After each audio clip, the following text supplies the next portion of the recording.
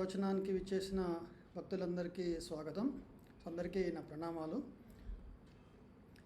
So ముందుగా మనము మంగళాచరణ ప్రార్థనలతో ప్రారంభిద్దాము.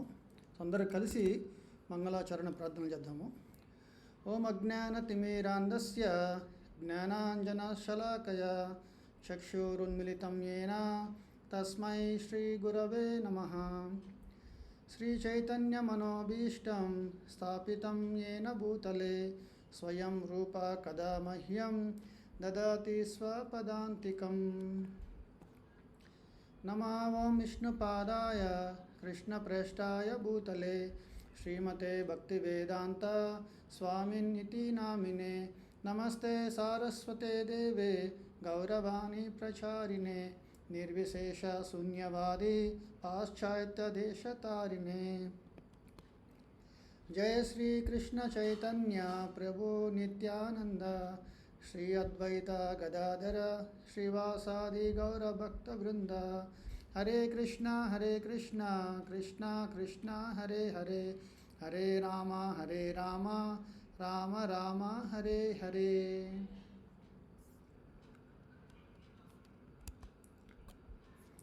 హరే కృష్ణ.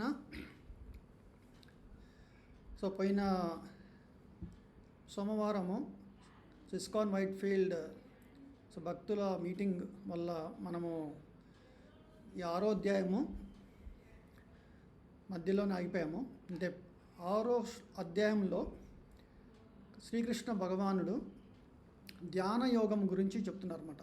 ధ్యాన యోగం అన్నా అష్టాంగ యోగం అన్నా ఒకటే.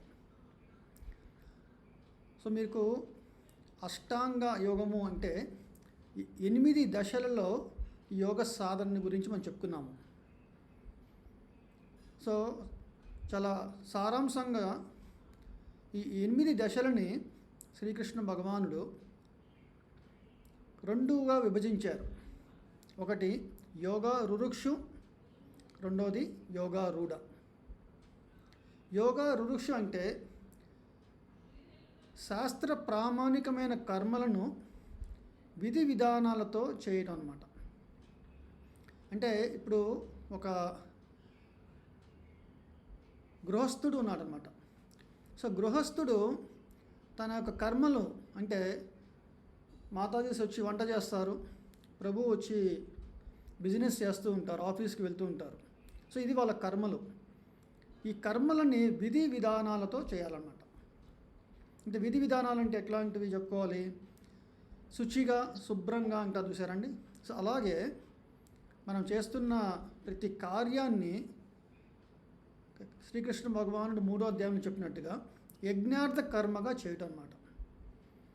ఓకే, అంటే భగవంతుడికి నివేదనగా కైంకర్యంగా మనం చేసే కర్మలని యోగా రురుక్షు ఒక దశలో మనం చేసే కర్మని బట్టి ఉంటుంది. సో ఈ యోగా రురుక్షు దశలో ఇలా విధి విధానాలతో చేసే కర్మ వల్ల మనకి జరిగే లక్షణాలు ఏంటంటే ఆత్మ హృదయ పరివర్తన, శుద్ధి జరుగుతుందన్నమాట. ఎప్పుడైతే మన ఆత్మ శుద్ధి జరుగుతుందో అంటే మనం భగవంతుడి యొక్క అంశలము, కానీ ఈ యొక్క ప్రకృతితో మిళితమై అంటే ఈ రజ తమో గుణాల ముఖ్యంగా చెప్పాలంటే కామ లోభము అన్నారు.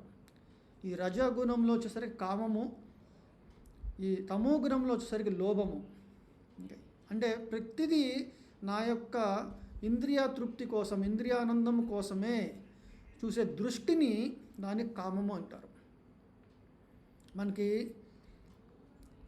ఈ కామము కింద పుణ్యము ఎంత చేస్తామో దానికి తగ్గట్టుగా మన కామాన్ని మనము పొందే అవకాశం ఉంటుంది. దాన్నే మనము 5వ అధ్యాయంలో కూడా చెప్పుకున్నాము.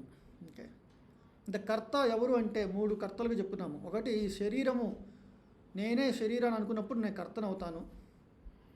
ప్రకృతి అనుసంధానంగా జరుగుతుంది కాబట్టి కర్మలని ప్రకృతి కూడా కర్త, ఎందుకంటే ప్రకృతి రీత్యా మనకి స్వభావం ఏర్పడుతుంది. అలాగే ఈ కర్మ చేయడానికి అల్టిమేట్ అథారిటీ శాంక్షన్ చేసేది దేవాది దేవుడు.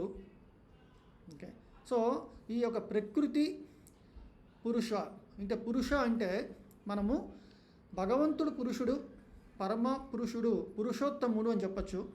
సో మనము ఇమిటేట్ పురుష అంటే ఒక చిన్న పిల్లవాడు ఒక్కొక్కసారి టీచర్గా డ్రెస్ వేసుకుంటాడు, లేకపోతే తండ్రిగా ఒక డ్రెస్ వేసుకొని ఒక మీసం ఇట్లా పెట్టుకొని ఏదో చిన్న డ్రామాలో పాల్గొంటారు. ఓకే, సో అలాగ మనం కూడా భగవంతుడి యొక్క ఐశ్వర్యం ఎలాగైతే మనం చూసి ఎందుకు భగవంతుడే దేవాది దేవుడు, ఆయనే అన్నిటికీ కంట్రోలరు, ఎంజాయరు, నేను కూడా కంట్రోలరే, నేను కూడా ఎంజాయరే అని మనం అనుకుంటాం. చూసారండి, దీన్నే ఆ పురుష లక్షణం అని చెప్పచ్చు. ఇప్పుడు ప్రతిదీ మన కంట్రోల్లో ఉండాలనుకుంటాము, ప్రతిదీ నేను ఎంజాయ్ చేయాలనుకుంటాము. ఈ రెండు యొక్క మన ఒక మనోభావన అని చూసారా, ఆ మనోభావనే పురుష లక్షణము. ఈ పురుష లక్షణం అంటే స్త్రీ అంటే రూపం ఉన్నా కూడా లక్షణం మాత్రం పురుష లక్షణమే. ఓకే, అలాగ మనం అర్థం చేసుకోవాలి. అంటే ఈ ప్రకృతిలో ఉన్న ఓకే ఒక మగతను లేదా స్త్రీ, ఓకే స్త్రీ పురుషుడు ఇద్దరు కూడా ఆధ్యాత్మిక భావనలో చూస్తే పురుష లక్షణంతో కలిగి ఉన్నారు. అంటే వాళ్ళందరూ కూడా ఓకే ఆత్మ స్వరూపులే, కానీ నేను భోగించాలి, నేను కంట్రోల్ చేయాలి అనుకోవడం అనే మనోభావన అనేది పురుష లక్షణం.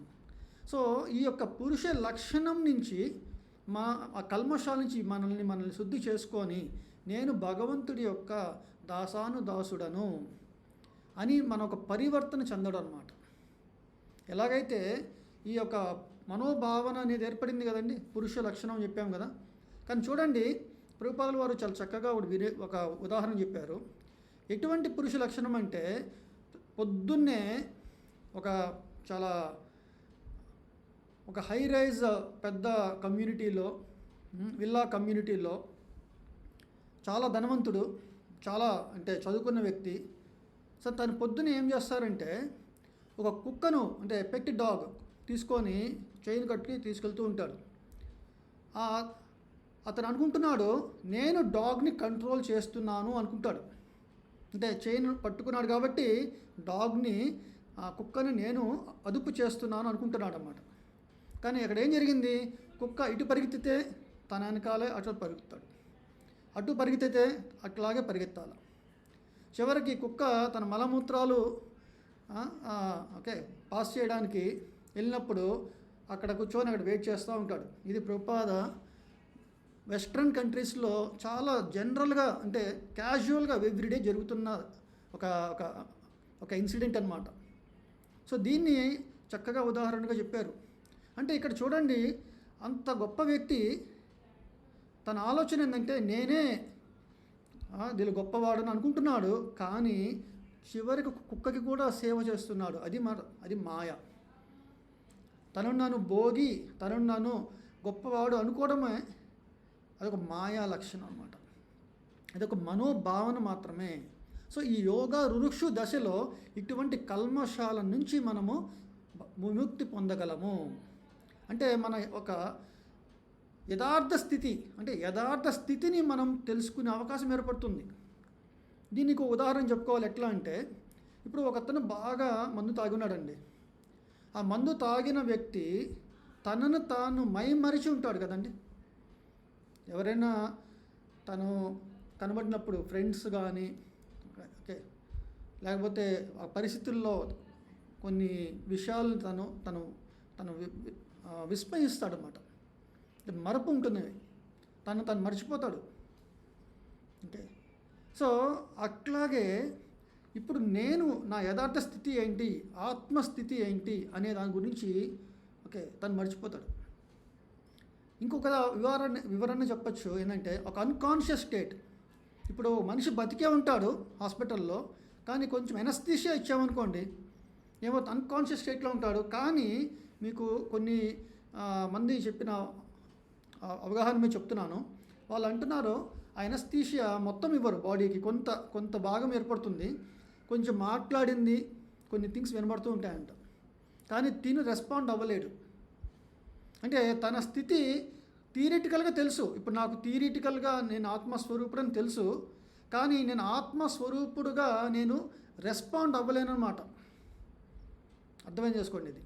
సో అది మెడిసినల్ ఎట్లాగైతే మన ట్రీట్మెంట్ ఉంటుందో, ఓకే, ఒక హాస్పిటల్కి వెళ్ళి ట్రీట్మెంట్ తీసుకుంటే తను హెల్తీగా ఎట్లా అవుతారో, ఈ యోగా రురుక్షు దశలో తను ఆరోగ్యవంతుడు అవుతాడనమాట. అది మొదటి దశ. ఇది ఇంత ఈ వివరాలుగా చెప్తున్నాను, ఎందుకంటే ఈ యొక్క 6వ అధ్యాయంలో చెప్పిన యోగ సాధన కలియుగంలో మనం చేయలేము. కానీ ఏ సాధన చేసినా, అంటే నామస్మరణ చేసిన, హరేర్నామ హరేర్నామ హరేర్నామేవ కేవలం కలౌ నాస్తేవ నాస్తేవ నాస్తేవ గతిర్ అన్యత. సో బృహద్నారదీ పురాణంలో కలియుగంలో నాస్తి ఏవ నాస్తి ఏవ నాస్తి ఏవ అంటే ఇంకొక సాధనం, ఇంకొక మార్గమే లేదు. నా అస్తి అన్నమాట. కేవలం అన్నారు అన్నమాట. ఏమన్నారు? హరేర్నామ హరేర్నామ హరేర్నామ. ఒక హరినామ మంత్రాన్ని మనము నామస్మరణ, ఓకే, కీర్తన చేయటం వల్లనే, సంకీర్తన చేయటం వలన మాత్రమే మనల్ని మనం యథార్థ స్థితికి వచ్చే అవకాశం లభిస్తుంది అని చెప్పుకొచ్చారన్నమాట శాస్త్రాల్లో. సో ఇక్కడ ఈ ధ్యాన యుగంలో కొన్ని నిర్దిష్ట కర్మలను విధి విధానాలతో చేస్తూ తన ఆత్మ పరిశుద్ధ చెందినప్పుడు తను యథార్థ స్థితికి, అంటే ఆరోగ్యమైన స్థితికి ఏర్పడగలుగుతాడు. అంటే సాత్వికమైన భావన, సాత్వికమైన చింతనలో ఉండగలుగుతాడు. అప్పుడు రెండో దశ, అంటే యోగా రూఢ దశలో తన ధ్యానం చేయగలిగే ఒక అర్హతని పొందగలుగుతాడు అన్నమాట. ధ్యానం చేయాలంటే ఏం కావాలండి? ముందుగా మన ఇంద్రియాలని నిగ్రహించాలి, మనస్సుని నిగ్రహించాలి, అదుపు చేయాలి, నియంత్రించాలి. ఆ నియంత్రించగలిగే ఒక శక్తిని తను పొందగలుగుతాడు. ఇది చాలా కష్టమైన పరిస్థితి అన్నమాట. ఇదే ఇప్పుడు ఈరోజు మనము ఈ యొక్క భగవద్గీత మిగిలిన అధ్యాయంలో మనం 6వ అధ్యాయం చెప్పుకుందాం అన్నమాట.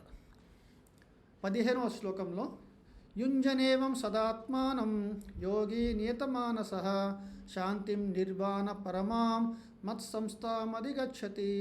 ఈ విధముగా నిరంతరము దేహము మనస్సు కర్మలను నియంత్రించుచు జ్ఞానయోగుడైన వాడు క్రమబద్ధమైన మనస్సు కలవాడై భౌతిక జీవిత స్థితి నుండి విరమించుట ద్వారా భగవద్ రాజ్యమును, అంటే కృష్ణ ధామమును పొందును. చూడండి, ఇక్కడ నిరంతరం అంటే ఇదేదో పొద్దున పూట లెగిసి మనం ఏదో 2 అగరబత్తి వెలిగించి లేదా ఒక దీపాన్ని వెలిగించి కొబ్బరికాయ కొట్టి భగవంతుడికి కాసేపు పూజ చేసి, ఓకే, నేను ఈరోజు చేయాల్సింది చేశాను, ఇక నేను నా ఆఫీస్లో లేదా ఇంట్లో ఏం చేయాలనుకుంటే, ఏ సీరియల్స్ చూడొచ్చు, ఏ సినిమా చూడొచ్చు, ఏ రెస్టారెంట్కి వెళ్ళొచ్చు, ఎటువంటి పనులు చేయొచ్చు అనే ఆలోచన కాదండి. అంటే కలియుగంలో కూడా నిరంతరము భగవద్ ధ్యానంలో ఉండగలిగే అవకాశం ఉంది. దానికే మనకి ఆచార్యులు ప్రభుపాద ఆచార్యులు మనకి ఇచ్చారన్నమాట. హరే కృష్ణ మంత్రం జపం చేస్తే ఉదయాన్నే బ్రహ్మముహూర్తంలో మన మిగతా సమయాన్ని కూడా భగవంతుడి మీద మన మనసు ఆకర్షితులవుతుందన్నమాట. ఆటోమేటిక్గా అంటే మనం చేసే ప్రతి విషయంలో భగవంతుడి యొక్క హస్తం చూడగలుగుతాము. అంటే భగవంతుడి యొక్క ఆయన పాత్రను మనం చూడగలుగుతాం అన్నమాట. ఎలాగైతే ఒక పిల్లవాడు, ప్రభుపాదుల వారు మంచి ఉదాహరణ చెప్పారు. ఎందుకు చెప్తున్నానంటే దీన్ని ఇక్కడ నిరంతరము అనే పదాన్ని మనం తెలుసుకోవడానికి. ప్రభుపాదుల వారు ఒకసారి తన డిసైపుల్స్తో, శిష్య బృందంతో చేస్తున్నారన్నమాట మార్నింగ్ వాక్. ఒక చోట ఒక చిన్న పిల్లవాడు లెటర్ బాక్స్లో లెటర్ వేయడానికి కష్టపడుతున్నాడు అన్నమాట. అంటే అందట్లేదు. అప్పుడు వెనక తండ్రి ఏం చేశాడంటే లెటర్ తీసుకొని తను వేయలేదు, పిల్లవాడు వేయాలన్న ఆయన ఆలోచన ఉంది, తనకే సాటిస్ఫాక్షన్ ఇవ్వాలి. తండ్రి ఏం చేశాడంటే పిల్లవాడిని చిన్నగా ఎత్తుకొని పోస్ట్ బాక్స్లో వేసేంత వరకు హెల్ప్ చేశాడనమాట తండ్రి. సో పిల్లవాడు చిన్నగా పోస్ట్ బాక్స్లో వేసి తండ్రిని చూసి నవ్వాడనమాట. సో పిల్లవాడికి తెలుసు తను పైకి లెగిసింది తనంతట తాను లెగవలేదు. అంటే వెనక నుంచి తండ్రి లేపుతున్నాడు. పిల్లవాడు ఏం చేశాడు? నేను ఆటోమేటిక్గా లెగిశాను, నేను పోస్ట్ బాక్స్లో ఇప్పుడు నేను వేయగలిగాను, చూసావా నా శక్తి అని తన కొడుకు తన క్రెడిట్ తీసుకోలేదన్నమాట. నేను చాలా గొప్పవాడిని అయిపోయాను, ఇప్పుడు పెద్దవాడిని అయిపోయానని. తనకి తెలుసు ఏంటంటే తన తండ్రి వెనక నుంచి వెతుక్కొని నన్ను నిలబెట్టాడు, నేను నా టాస్క్ని సక్సెస్ఫుల్గా నేను పూర్తి చేశాను. అది అన్నమాట. అట్లాగే భగవంతుడి యొక్క పాత్ర ఏంటి అని ప్రతి విషయంలో భక్తుడికి అవగాహన కలుగుతుందన్నమాట.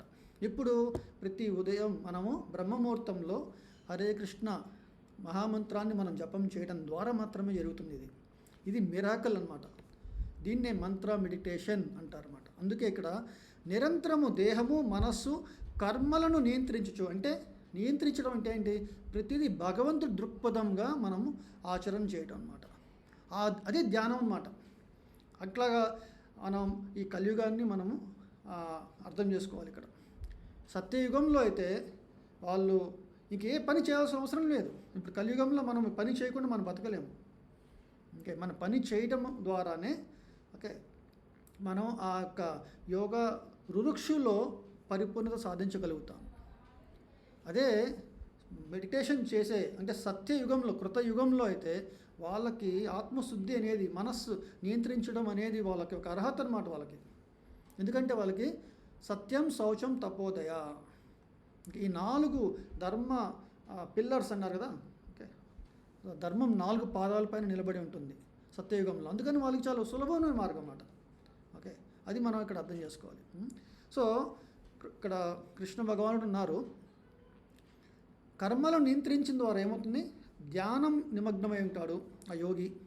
అలాగే మనస్సుని క్రమబద్ధముగా కలిగి ఉండి భౌతిక జీవిత స్థితి నుండి విరమించుట ద్వారా భగవద్ రాజ్యమును అంటే తన మనోభావన పురుష లక్షణం చెప్పాను చూసండి, ఆ పురుష లక్షణము నుంచి తను విముక్తి పొందుతాడనమాట. మనమందరము ప్రకృతి, స్త్రీ అంటే పురుషుడు వచ్చి ఒక్క కృష్ణుడు మాత్రమే. మిగతా ప్రతిది కూడా ఏకలే ఈశ్వర కృష్ణ. ఏకలే అంటే ఒక్కరే ఈశ్వరుడు. ఎవరంటే కృష్ణ. ఆరసావ భృత్య. భృత్య అంటే భృత్యులు. భృత్యులు అంటే సేవకులు అంటే ప్రకృతి. సో ప్రకృతి ఎప్పుడు పురుషు యొక్క ఒక సేవలో ఉండి తను అనుభవం పొందుతుంది. ఓకే, సో ఇది ఇక్కడ మనకి కృష్ణ భగవానుడు సారాంశంగా చెప్పారు. ఇప్పుడు ఈ యొక్క స్థితిని పొందడానికి మనస్సుని ఎట్లా నియంత్రించగలుగుతాము ఇక్కడ చెప్తున్నారు. నాత్యశ్నతస్తు యోగోస్తి నచైకాంతం అనశ్నతః నచాతి స్వప్నశీలస్య జాగ్రత్తో నైవ చార్జున. ఓ అర్జున, అతిగా భుజించు వానికి లేదా అతి తక్కువ భుజించు వానికి, మళ్ళీ ఇంకోటి, అతిగా నిద్రించు వానికి లేదా తగినంత నిద్ర లేని వానికి యోగి ఎగుటకు అవకాశము లేదు. ఇందాక మనం చెప్పాను చూసారండి, కర్మలను నిర్దిష్టంగా నియమితంగా చేయటం అన్నమాట. ఆ కర్మలు అంటే ఇక్కడ మనం చేసే దైనందిన కర్మల్లో తినడం, పడుకోవడం, ఇంతకు మించి మెయిన్ ఇంకేముందండి చెప్పండి. సో ఇక్కడ ఏం చెప్తున్నారు? తినడం గురించి అతిగా భుజించకూడదు, తక్కువ భుజించకూడదు. ప్రభుపాదులు అన్నారు ఇప్పుడు 1970sలోనే, అప్పుడు డయాబెటీస్ అంటే ఎవరికి పెద్దగా అవగాహన లేదండి. ఎక్కడో ఒక్కొక్క ఊర్లో ఒకరిలో ఇద్దరు ఉంటారు. అసలు దాని గురించి ఇంత అవగాహన కూడా ఎవరికి ఉండదు. ఎందుకంటే ఈరోజు మనము ఎక్కడ పెట్టినా డయాబెటీస్ చూస్తున్నాం కాబట్టి మనకి దాని గురించి అవగాహన అనిపించదు, దాని గురించి ఇమాజిన్ చేసుకోలేమన్నమాట. కానీ అప్పుడే ప్రభుపాదులు ఇక్కడ లెక్చర్ చెప్తున్నారు 1970sలో దీని గురించి. ఎక్కువ తిన్న వారికి డయాబెటీస్ వస్తుంది, తక్కువగా ఉన్నవారికి ట్యూబర్క్యులోసిస్ టీబీ వస్తుంది అన్నారు. అంటే మనకి న్యూట్రిషన్ సరిగా లేకపోతే టీబీ వస్తుంది, అతిగా తినడం వల్ల డయాబెటీస్ వస్తుంది, ఓవర్ ఈటింగ్. ఓకే, అలాగే అతిగా నిద్రించడం వల్ల లేదా తగినంత నిద్ర లేని వల్ల ఈ రెండు డిఫరెంట్ ఎక్స్ట్రీమ్స్ అన్నమాట. సో ఇలాగా చేసిన వారికి మనస్సును నియంత్రించే శక్తిని ఏర్పడదు. ఇందాక మనం చెప్పిన ఉదాహరణలో తన యథార్థ స్థితికి రావడానికి ఎట్లయితే ఒక మందు సురాపానం ఆయన తీసుకున్నాడు అనుకోండి, తనను తను మర్చిపోతాడు. ఓకే, సో ఆ ఉదాహరణ అర్థం చేసుకోండి. ఆ ఉదాహరణే మన శరీరానికి ఎంత వరకు న్యూట్రిషన్ ఇవ్వాలో, ఎంతవరకు మనము శరీర యొక్క డిమాండ్స్ని మనము చేయాలో అంతవరకే మనం చేయాలి. అతిగా చేయటం వల్ల లేదా తక్కువ చేయటం వల్ల ఓకే మనకి ఆ సపోర్ట్ సిస్టమ్ అనేది ఉండదన్నమాట. అంటే మనస్సుని నిగ్రహించి, ఎందుకంటే మనస్సు ఈ యొక్క ఇంద్రియాల యొక్క ఓకే మధ్యలో ఉంటుంది. ఓకే, అందుకే మనస్సుని 6వ ఇంద్రియం అన్నారు. మనస్సష్టాని ఇంద్రియాని అన్నారు భగవద్గీతలో. షష్ట అంటే 6. ఎందుకని ఈ 5 పంచేంద్రియాలు, 5 కర్మేంద్రియాలు వీటన్నిటిని నిగ్రహించగలుగుతుంది మనస్సు. మరి ఈ ఇంద్రియాలు అంటే మన స్లీప్ లేకపోతే మన ఇంద్రియాలు అన్నిటువంటి డిస్టర్బ్గా ఉంటాయి. అయితే ఎక్కువ స్లీప్ ఉన్నాయనుకోండి, ఎక్కువ డిస్టర్బ్ అవుతుంది అట్లా. అలాగే ఫుడ్ ఎక్కువ తీసుకున్నా, తక్కువ తీసుకున్నా, సో ఇట్లా రకరకాలుగా మనకి చెప్పాలి. కానీ ఒక యోగి ఒక ఉన్నత స్థితిలో ఉన్నప్పుడు దాని గురించి మనకి ఆచార్యులు చెప్పారనమాట. ఉన్న స్థితిలో ఉన్నప్పుడు 2 గంటలే పడుకుంటారు, రోజుకి కొంచెమే తినగలుగుతారు. అది వాళ్ళకి ఆ స్పిరిచువల్ ఎనర్జీ అనేది వాళ్ళకి ఏర్పడుతుంది. ఓకే, మనకి ఆ దశకి వెళ్ళేంత వరకు అన్నీ కూడా కంట్రోల్డ్గా ఉండాలి. సో దాని గురించి ఇక్కడ 16వ శ్లోకంలో కృష్ణుడు చెప్తున్నారు. యుక్తాహార విహారస్య యుక్తచేష్టస్య కర్మసు యుక్త స్వప్నావబోధస్య యోగో భవతి దుఃఖః. నియమితములైన ఆహారము, నిద్ర, విశ్రాంతి, కర్మములు గలవాడు యోగాభ్యాసము ద్వారా భౌతిక క్లేశములను శమింపజేయగలడు. సో ఇక్కడ మనం అర్థం చేసుకోవాల్సిందండి, మన బాడీకి డిమాండ్స్ 4. మీకు ఇదివరకు కూడా చెప్పే హితోపదేశంలో ఏం చెప్పారంటే, ఆహార నిద్ర భయ మైథునాం సామాన్యమేతత్ పశుభి నరానాం. పశు నర అంటే పశువులకి, జంతువులకి, మనిషికి సామాన్యమైన అంటే సమానముగా ఉన్నవి 4 ఉన్నాయన్నమాట. ఏంటండి బాడీలో డిమాండ్స్? ఓకే, ఈ శరీరం యొక్క డిమాండ్స్ ఏంటండి? అవి ఆహారము, నిద్ర, భయము, మైథున. Okay, eating, sleeping, defending, mating. So మన ఈటింగ్, స్లీపింగ్ అనేది మనం ఇందాక శ్లోకంలో కూడా చెప్పారు, కృష్ణ భగవాన్ మళ్ళీ చెప్తున్నారు. అట్లాగే ఇక్కడ విశ్రాంతి, మనస్సుని ఉత్తేజపరచడానికి కాస్త రిలాక్సేషన్ అవసరం అన్నమాట. అందుకే ఇదివరకు రాజులు ఒక అంశంలో కృష్ణుడు చెప్తున్నారన్నమాట. పాండవులు, కౌరవులు వీళ్ళందరూ యుద్ధ సమయమున పొద్దునంతా అలసిపోయి ఉంటారు. రాత్రికి రాగానే వాళ్ళకు రిలాక్స్ అవ్వడానికి కొంచెం నృత్య కలాపాలు, లేకపోతే పండితులు వాళ్ళ ఒక సభ, ఇటువంటి వాటితో వాళ్ళ మనసు ఉత్తేజపరుచుకుంటారు అన్నమాట, రిలాక్స్ అవుతుంటారు. ఇది కూడా సాత్వికంగా అనమాట.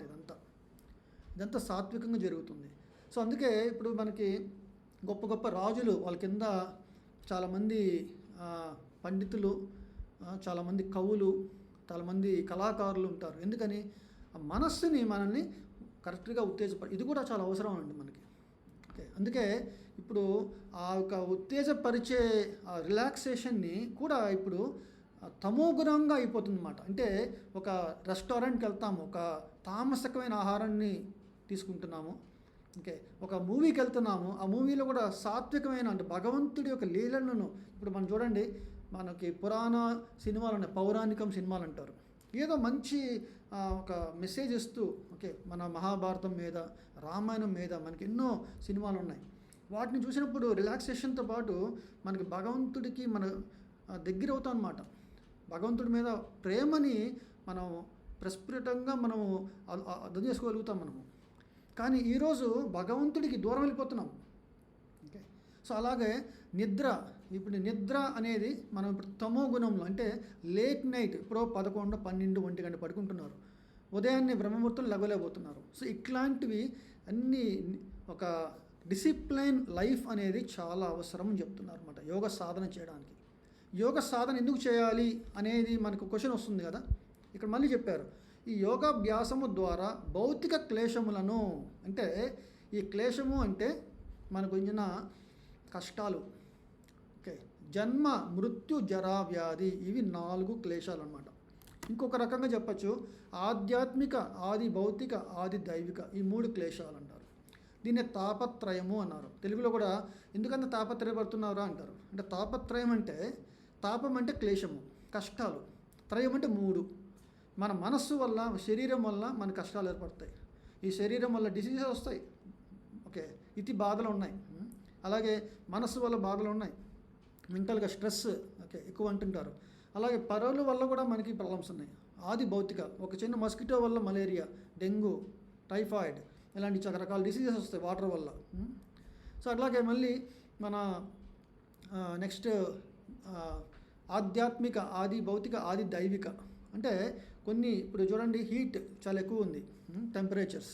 సో టెంపరేచర్స్ ఎక్కువ ఉండడం వల్ల శీత ఉష్ణ, ఓకే, సమ్మర్ సీజన్ ఎక్కువ ఉంటుంది, వింటర్ సీజన్ ఎక్కువ ఉంటుంది. వీటన్నిటి వల్ల కూడా మనకి బాధలు ఎక్కువ ఏర్పడుతున్నాయి. సో ఈ క్లేశాల నుంచి, అంటే ఈ శరీరము స్థితి నుంచి, ఓకే, ఆధ్యాత్మిక స్థితికి మనం చేరే సంబంధం, ఓకే, ఎలాగ ఏర్పడుతుంది? యోగ సాధన వల్ల ఏర్పడుతుంది. ఈ యోగాభ్యాసం వల్ల ఏమవుతుందండి, మన శరీరం నుంచి విముక్తి పొంది, శరీరం అంటే భౌతిక స్థితి నుంచి ఆధ్యాత్మిక స్థితికి చేరే అవకాశం ఏర్పడుతుంది యోగాభ్యాసం ద్వారా. తద్వారా ఈ భౌతిక క్లేశములను శమింపజేయగలుగుతారు. ఓకే, సో ఇది మనం అర్థం చేసుకోవాలి. ఇంకా మన యోగాభ్యాసం చేయలేదనుకోండి, ఏమవుతుంది? జన్మము, మృత్యుము, జర అంటే ముసలితనము, వ్యాధిగ్రస్తులు. సో మామూలుగానే ఈ యొక్క డిసిప్లిన్ లైఫ్ లేకపోతే ఎంతోమంది లైఫ్ స్టైల్ డిజార్డర్స్ వాళ్ళు చాలామంది వ్యాధులు ఉన్నారన్నమాట. ఓకే, డయాబెటీస్, థైరాయిడ్, ఇప్పుడు చాలా డెఫిషియన్సీస్ ఉన్నాయి. సో ఇవన్నీ ఎందుకు ఏర్పడుతున్నాయి? బికాజ్ డిసిప్లిన్ లైఫ్ అనేది లేకపోవడం వల్ల. ఓకే, అంటే మంచి హ్యాబిట్స్ అనేది మనం ఏర్పరచుకోవాలి.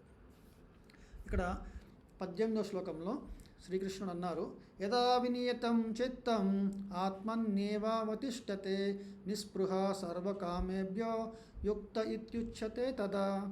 యోగాభ్యాసము ద్వారా యోగి తన మనోకర్మల అన్నింటిని నియంత్రించి భౌతికములైన వాంఛలేమియూ లేకుండా ఆధ్యాత్మిక స్థితి యందు ప్రతిష్ఠుడైనప్పుడు యోగం నందు స్థిరుడైనట్టు చెప్పబడును. ఇప్పుడు ఇది ఒక సర్టిఫికేట్ అండి.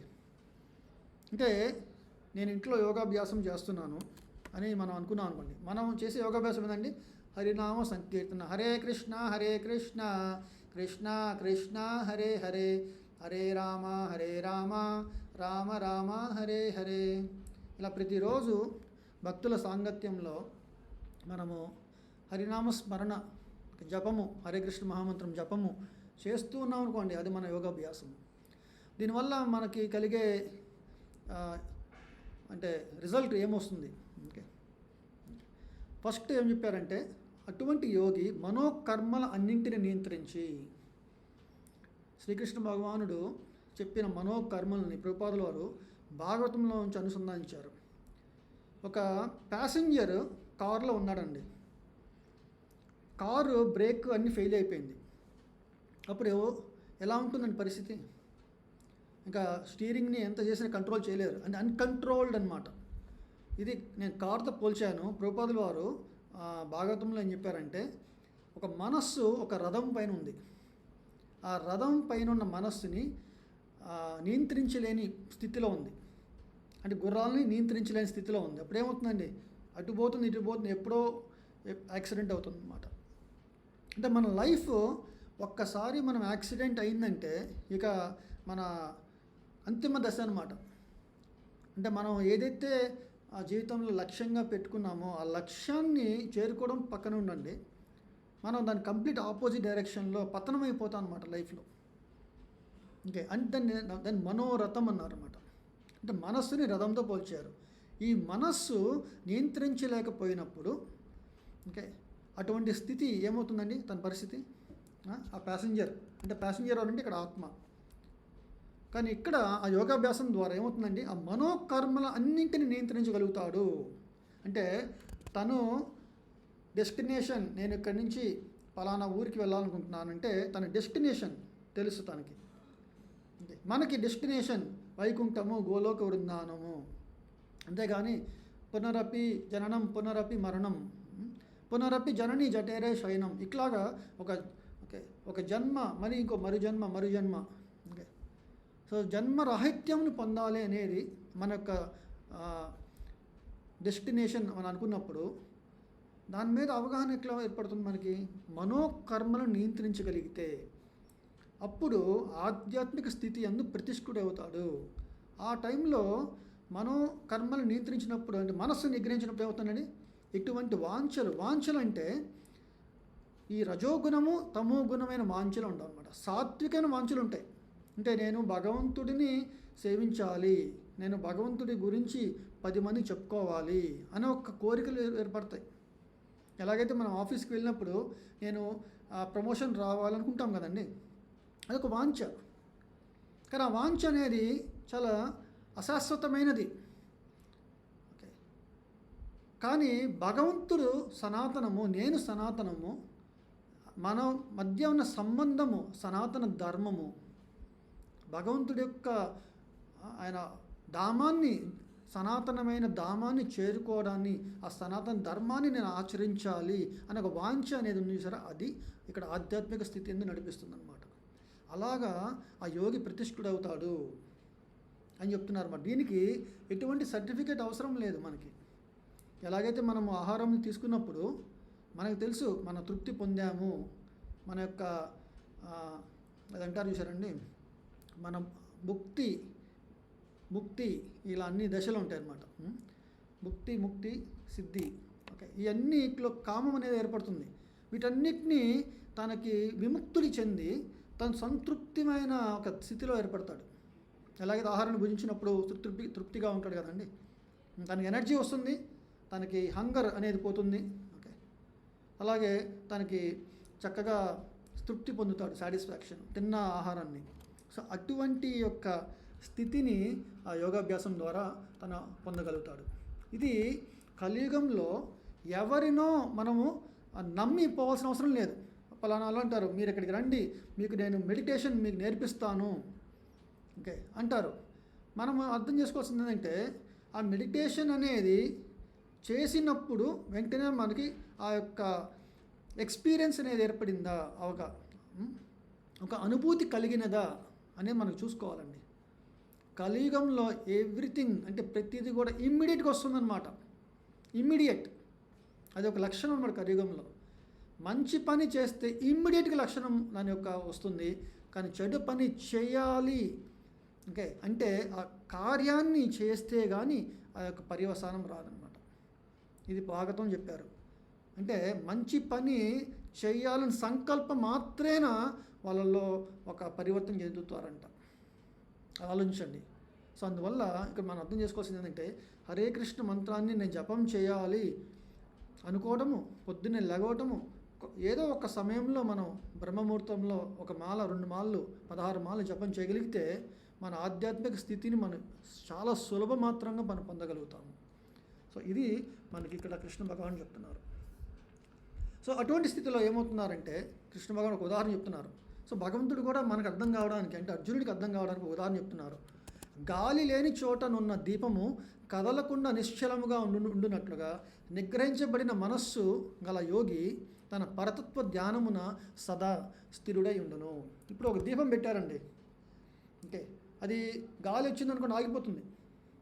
అంటే ఇంకా మన పరిస్థితి, మన సాధన చేస్తున్నాము, ఏదో ఒక దుష్టుల సాంగత్యంలో ఉన్నాం, దుర్జన సాంగత్యం, అంటే సాధు సాంగత్యం కాకుండా. అప్పుడు ఏమవుతుందండి, వాళ్ళ నుంచి ఏర్పడే మలినాలు కల్మషాలన్నీ మన మనసు మీద ప్రభావితం అవుతాయి. అందుకే భక్తి చేయాలంటే సాధుల సాంగత్యంలోనే ఉండాలా. అది రిలేటివ్స్ అయినా కూడా, ఇది చాలా ఇంపార్టెంట్ విషయం అండి. రిలేటివ్స్ అయినా కూడా ఎంత నిమిత్తంగా ఉండాలో అంత ఉండాలంతే.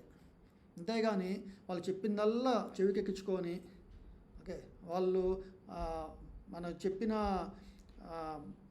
భాగవతంలో భగవద్గీతలో సంబంధించి కాకుండా ఏదైతే చెప్తూ ఉంటారు, ఇలా చేయాలి అలా ఉండాలండి జీవితంలో, వాటన్నిటిని మన మనసుకు తీసుకున్నాం అనుకోండి, మనం ఎప్పుడు కూడా యోగాభ్యాసం చేయలేము అన్నమాట.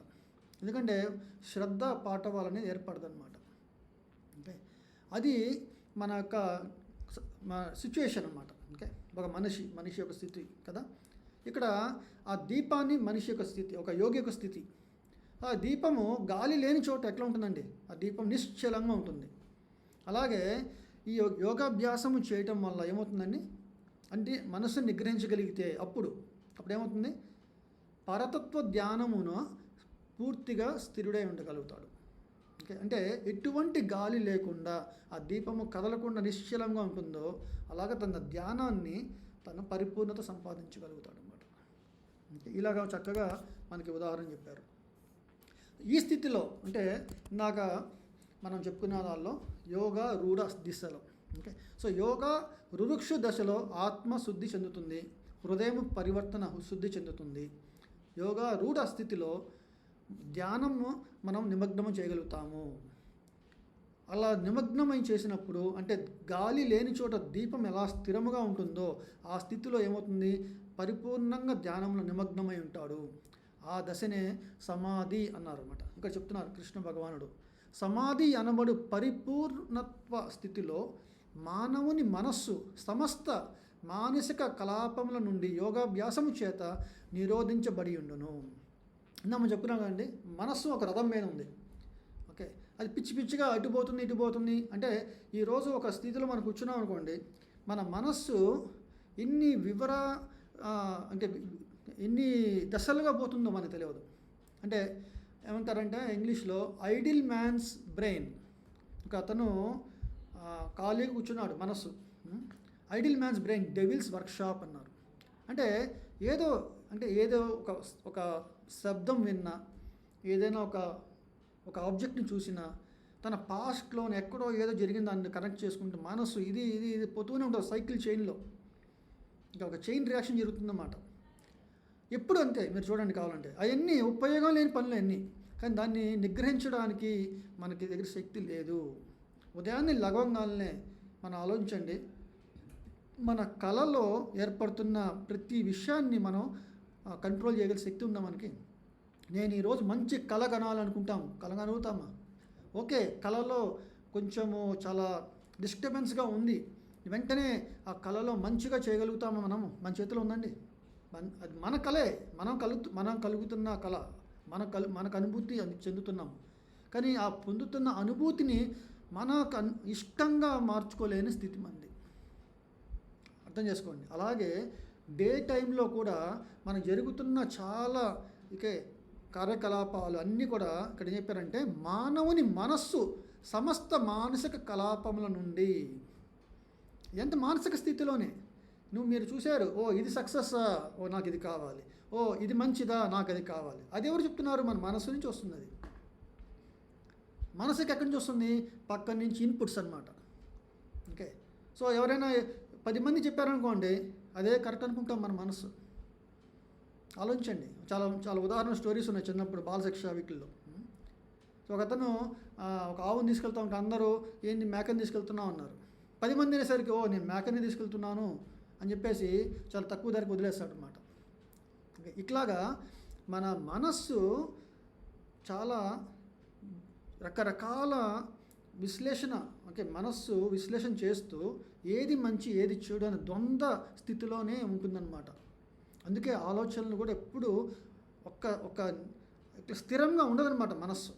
దాన్ని స్థిరంగా చేయడానికే మనం యోగాభ్యాసం చేయాలి. ఓకే, అప్పుడు ఆ యోగాభ్యాసంలో పరిపూర్ణత స్థితిలో పొందినప్పుడు ఆ సమాధి స్థితి వస్తుంది. ఆ సమాధి స్థితిలో ఏమవుతుందని చెప్పారు, ఈ యొక్క మానసిక కలాపం నుండి నిరోధించబడి ఉండు. అప్పుడు శుద్ధమైన మనస్సు ఏర్పడుతుంది. దీన్ని శుద్ధమైన మనస్సు అంటే యోగా రురుక్షు మొదటి దశలో ఏర్పడింది. ఇక్కడ తనను వీక్షించగలుగుతాడు, ఆత్మను వీక్షించగలుగుతాడు, మరియు ఆత్మ ఎందే ఆనందము, ఆత్మ ఎందే సుఖము తను అనుభవిస్తూ అతనికి గల సమర్థను బట్టి అట్టి పరిపూర్ణత స్థితిని నిర్ధారించవచ్చును.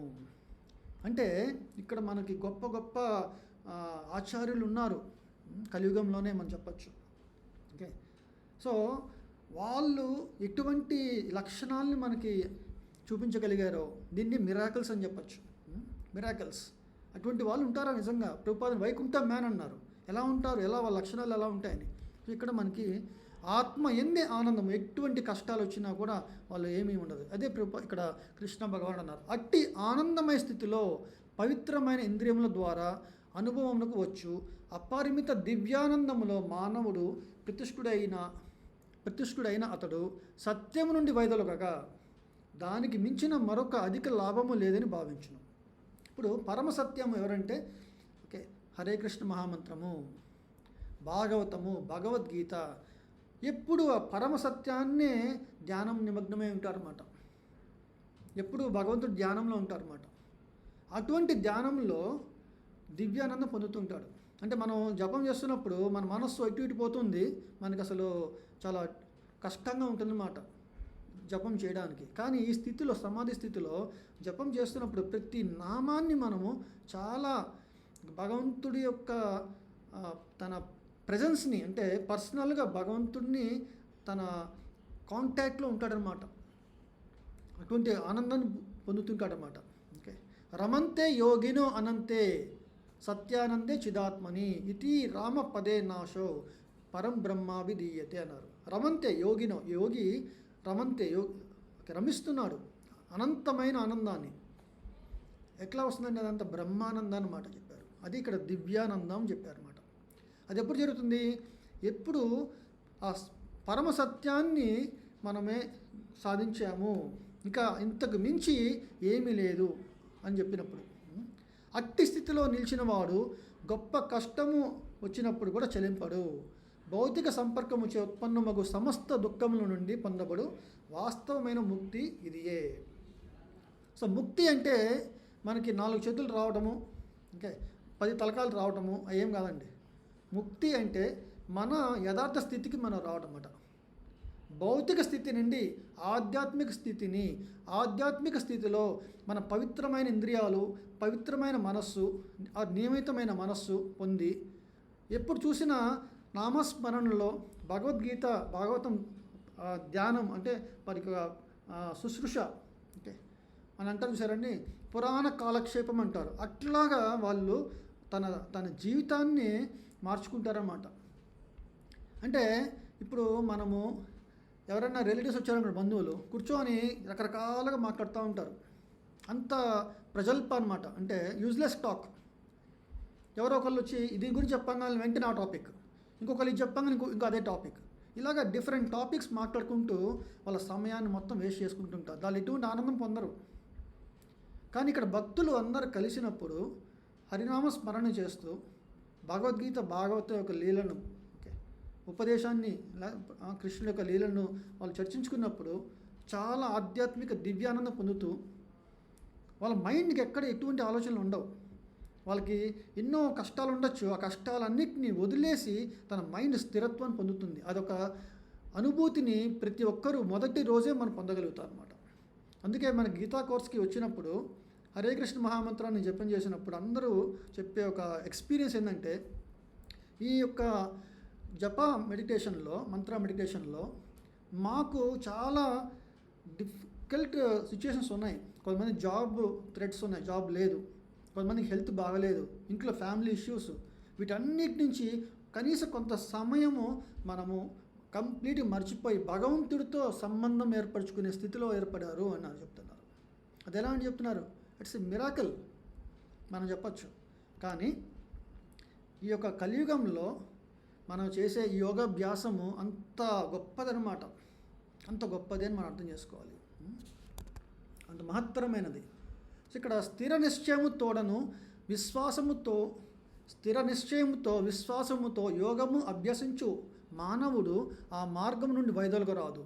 అంటే అతను బయటికి వెళ్ళడనమాట. ఎందుకంటే తన విశ్వాసము, స్థిర నిశ్చయము, యోగమును అభ్యసించు అతను మానవుడు, ఓకే, మానసిక కల్పన నుండి ఉత్పన్నమైన భౌతిక కోరికలు అన్నిటినీ ఎటువంటిని మినహాయింపు లేకుండా త్యజించి. అంటే నేను 10 మందిని విన్నాను, ఓకే 8 మందిని వినను, అవన్నీ కల్పనలే, 2 మాత్రం వింటానని కుదరదు. మనం 10 మందిని మనం వినం. ఎవరిని వింటామంటే ఒక్క ఆచార్యులనే, సాధువు, గురువు, శాస్త్రము, 3 దానికి. ఓకే, సాధువులు అంటే మనకి పురాణాల్లో మన ప్రహ్లాదుడు, ధ్రువుడు, భీష్ముడు మన భాగవతం చదివినప్పుడు, లేకపోతే బ్రహ్మ, శివ, సనక, సనాతన, సనందాదులు, నారదముని, ఇలాంటివి మహాజనులు ఉన్నారన్నమాట 12 మంది. వాళ్ళ సాధువులు వాళ్ళు ఏం చెప్పారు వాటిని మాత్రమే నేను వింటాను. గురువు యొక్క దీక్ష తీసుకున్నాము, ఆయన చెప్పినవే వింటాను. ఓకే, ఈయన నిజమైన గురువా కాదా అంటే మన శాస్త్రంలో ఏం చెప్పారు, గురువు కూడా అదే చెప్తున్నాడా లేదా, అలా చెప్పినంత మాత్రానే నేను ఆయన్ని శరణ పొందుతాను. సో ఇలాగా మనం వాటిని మాత్రమే తీసుకున్నప్పుడే కల్పనల కింద రావు అవి. లేకపోతే మనం చేసే ప్రతి కర్మ ప్రేరేపితం ఎట్లా అంటే మానసిక కల్పనలే. అంటే ఎవరో ఒకళ్ళు మనల్ని అంటారు బ్రెయిన్ స్టార్మ్ చేశారన్నమాట. ఓకే, కొంతమంది అంటుంటారు మనల్ని బ్రెయిన్ వాష్ చేశారని మిమ్మల్ని, అందుకే మీరు ఎప్పుడు చూసినా భాగవతం చదువుతున్నారు అంటుంటారు. అరే నాయనా, మేము బ్రెయిన్ వాష్ చేయబడ్డాము, కానీ కరెక్ట్ పీపుల్ వల్ల, అంటే ఆచార్యుల వల్ల బ్రెయిన్ వాష్ అయ్యాము. కానీ నువ్వు ఎవరో అంటే బ్లైండ్, అంటే ఒక అందులైన వాళ్ళ చేత నువ్వు బ్రెయిన్ వాష్ అవ్వబడ్డావు. ఇక్కడ ఎవరండి గొప్పవారు? అంటే బ్రెయిన్ వాష్ అవ్వడం అనేది అందరికీ వర్తిస్తుంది, కానీ ఎవరి వల్ల బ్రెయిన్ వాష్ అయ్యారు అనేది ఇంపార్టెంట్ అనమాట. సో ఇక్కడ మనం అర్థం చేసుకోవాల్సింది అది. సో కృష్ణ భగవానుడు అన్నారు, మనస్సు ద్వారా సర్వేంద్రియములను అన్ని వైపుల నుండి నియంత్రించవలను. సో మనస్సు ద్వారా అంటే మీరు చెప్పారు కదా, షష్టేంద్రియ అంటే అన్ని ఇంద్రియాలని నియంత్రించగలిగింది మనస్సు. ఓకే, అలా నియంత్రించగలగాలి. అది ఈ యొక్క దశ అనమాట, యోగా రూఢ దశ. ఇప్పుడు కృష్ణ భగవానుడు అన్నారు, నిశ్చయమైన బుద్ధితో క్రమముగా నెమ్మదిగా మానవుడు సమాధి స్థితిని పొందవలను. ఆ విధముగా మనస్సును ఆత్మయందే స్థిరము చేసి అతడు ఇక దేనిని గూర్చి చింతింపరాదు. ఇది 18వ అధ్యాయంలో కృష్ణ భగవాన్ అన్నారు. ఈ యొక్క ఆధ్యాత్మిక స్థితి పొందాము అంటే లక్షణం ఏంటంటే, తన ఆత్మ ఆధ్యాత్మిక స్థితిని పొందడాన్ని బ్రహ్మభూత అంటారు.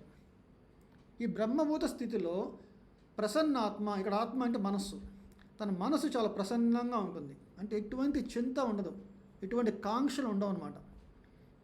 ఓకే, ఎటువంటి శోచనీయమైన ఉండవు అనమాట తన లైఫ్లో.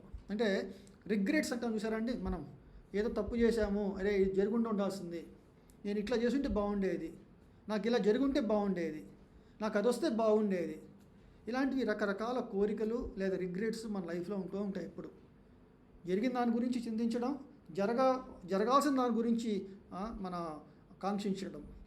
సో ఈ రకమైన మనస్సు యొక్క స్థితి అంటే ప్రజెంట్లో ఉండదు మనస్సు, ఎప్పుడు కూడా ఫ్యూచర్లోనో లేదా పాస్ట్లో ఉంటుంది.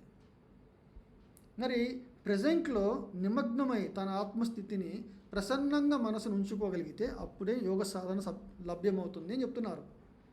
సో ఇక్కడ కూడా కృష్ణ భగవానుడు ఈ యొక్క 6వ అధ్యాయంలో చెప్తున్నారు. దీని గురించి మళ్ళీ ముందు అధ్యాయాల్లో కూడా చాలా వివరణ ఉంటుంది. సో ఇక్కడ మనకి చెప్పాల్సింది ఏంటంటే, ఆ సమాధి స్థితిని నెమ్మదిగా అంటే మనల్ని చేసుకోవాలన్నమాట. అంటే డే బై డే మనల్ని మైండ్ని డిసిప్లిన్ చేసుకుంటూ ఉండాలి. అంటే మన ప్రోగ్రెస్ ఎట్లా చూడగలుగుతాము ఆత్మస్థితిలో? ఇందాక మనం చెప్పుకున్నట్టుగా మనోకల్పనల నుండి మనం విముక్తి పొందుతాము, భౌతిక స్థితి నుండి అన్ని కోరికల నుండి మనం బయటపడతాము. ఓకే, ఇంకా పరమసత్యాన్ని పొంది ఇంతకు మించి జీవితంలో నా గొప్పది ఏమీ లేదు అని పొందినప్పుడు ఎటువంటి కష్టాలు వచ్చినా కూడా తను తట్టుకునే స్థితి ఏర్పడుతుంది. చూడండి ఎంత చక్కగా చెప్పారు. ఈ యొక్క శ్లోకాలు చాలా ఇంపార్టెంట్ అయిన శ్లోకాలండి.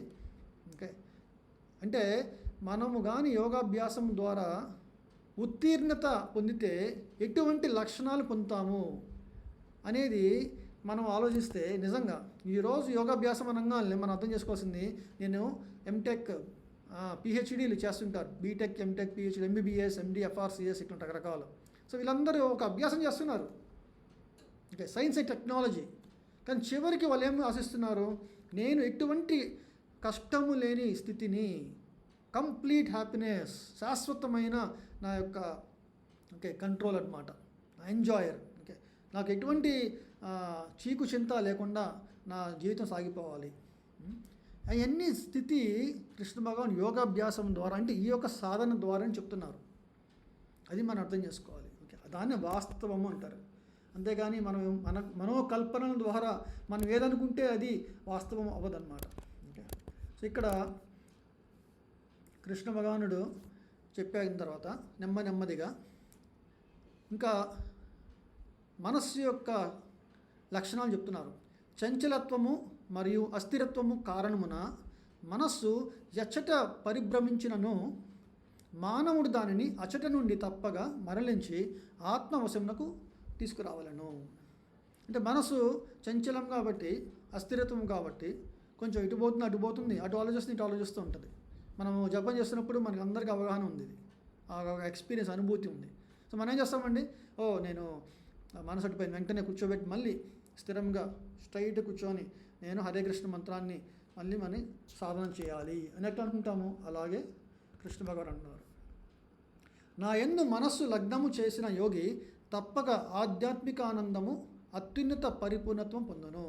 అతడు రజోగుణమునకు అతీతుడై పరబ్రహ్మముతో తనకు గల గుణైక్యమును గుర్తించును. అంటే భగవంతుడికి నాకు గుణములో ఒకటే, క్వాలిటీ ఒకటే, క్వాంటిటీ వేరు. భగవంతుడు విభు, నేను అను. కానీ భగవంతుడు ఆయన సచ్చితానంద స్వరూపుడు, నేను కూడా సచ్చితానంద స్వరూపుడను అనేది. ఆయన పరబ్రహ్మం అయితే నేను బ్రహ్మము. ఇలాంటి ఒక గుణైక్యమును గుర్తించగలుగుతాడు అనమాట. ఎందుకని ఈ దశ రావడానికి కారణం ఏంటంటే ఇక్కడ చెప్తున్నారు రజోగుణముకు అతీతుడై.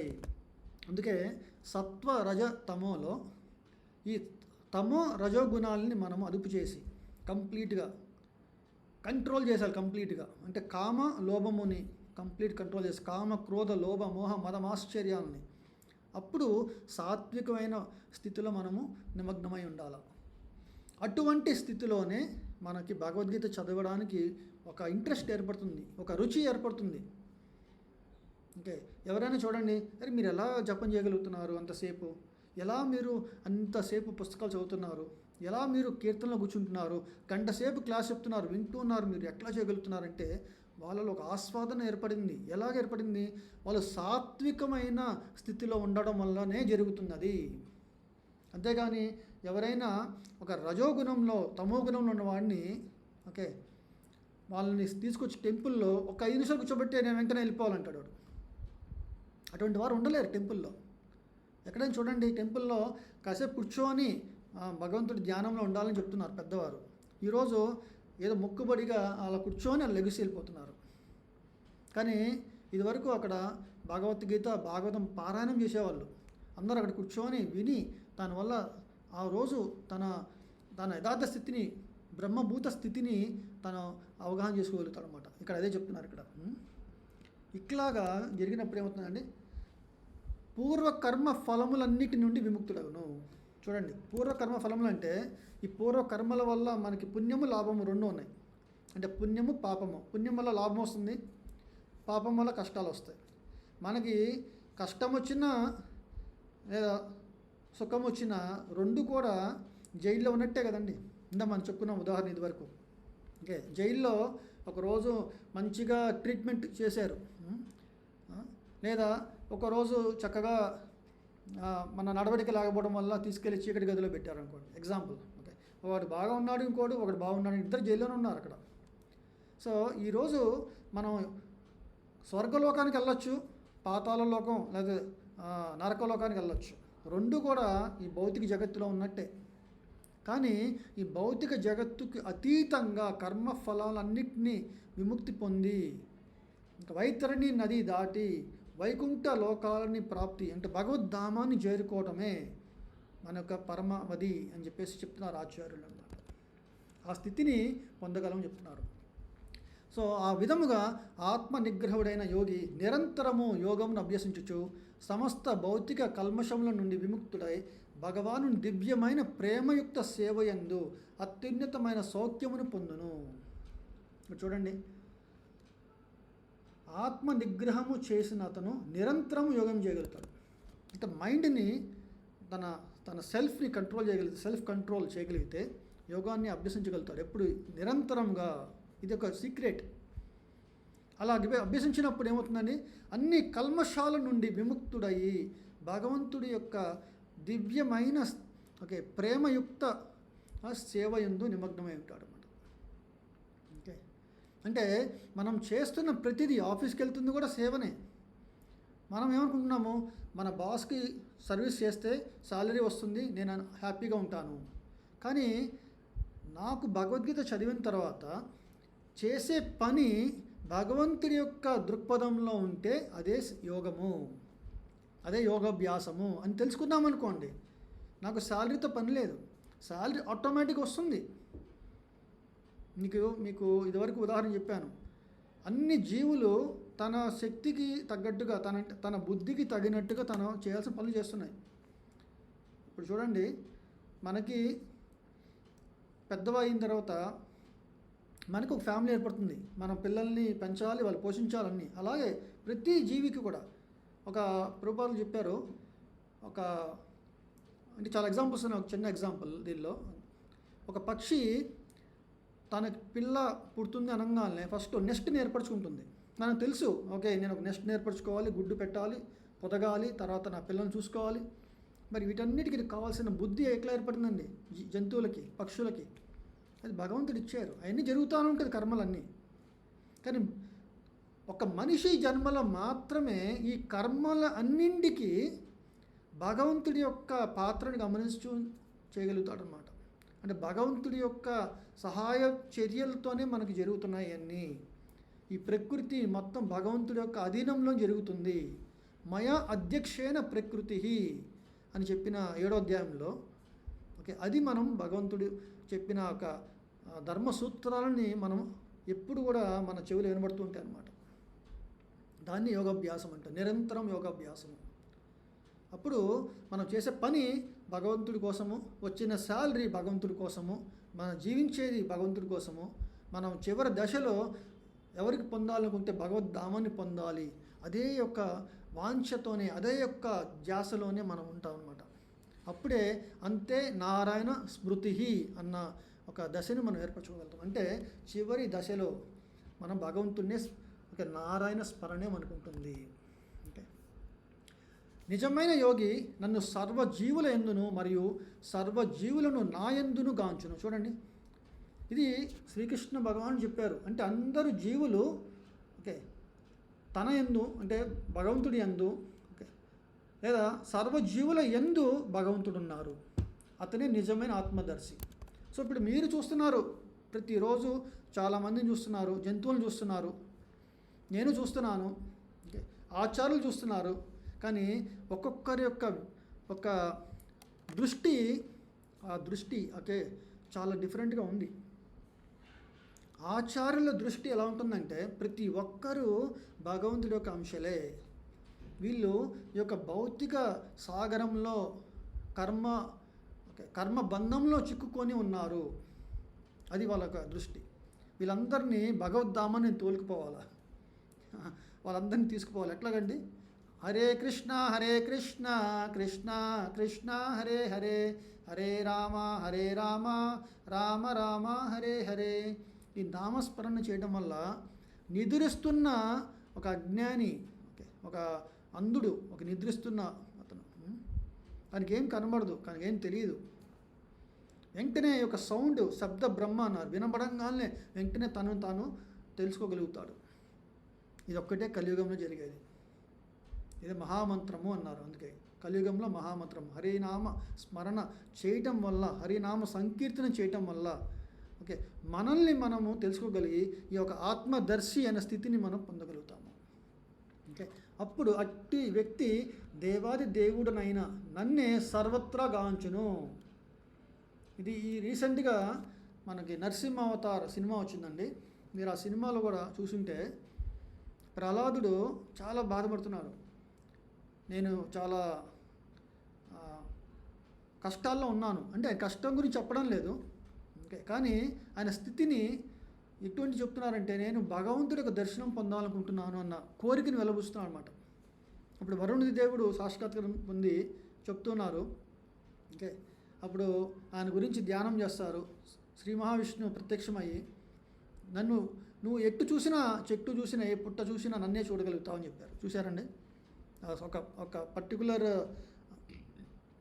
ఒక దశలో ప్రహ్లాదుడు ఎటు చూసినా కూడా భగవంతుడు చూడగలుగుతున్నాడు. అప్పుడు హిరణ్యకశిపుడు, ఓ ప్రహ్లాద,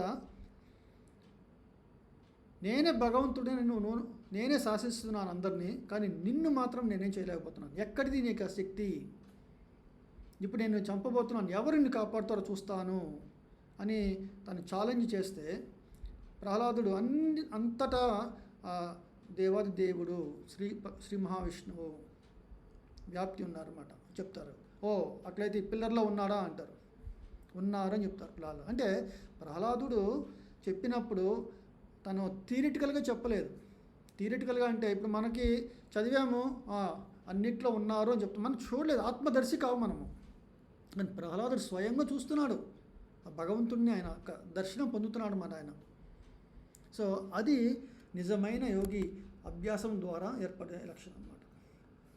నన్ను సర్వత్రా వీక్షించే వానికి మరియు నా యందు సమస్తమును గాంచువానికి నేను కనబడకపోవుట కానీ నాకు అతడు కనబడకపోవుట కానీ జరగదు.